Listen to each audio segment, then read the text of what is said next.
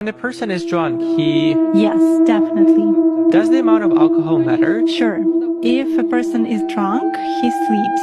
He has no control over himself. He loses awareness. So he's already vulnerable. Basically, alcohol lowers vibrations instantly, then it is easier to work. It is easier to attach an entity, and it is easier to take possession of a person's mind. Does it mean that it's more difficult to influence a person if he keeps his thoughts in purity? Yes, absolutely. When faced with various religions, it is very difficult to influence Muslims.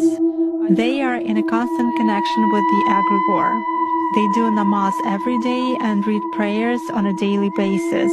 They are constantly under some kind of a dome, so it is very difficult to influence them. When you start impacting a person, he begins to address in a prayer. Indeed, many of them are very different from those who come to church only when everything is bad in their life.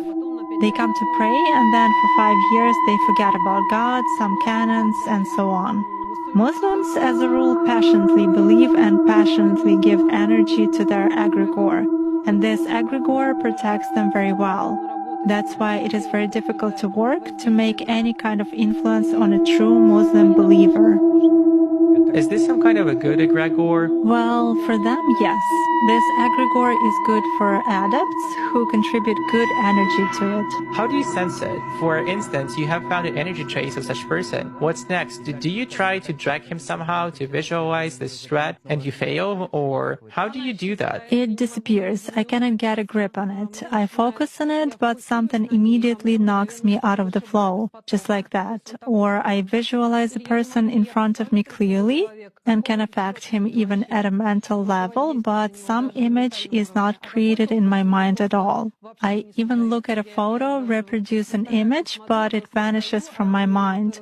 Thus, I can clearly see that a person is covered with something.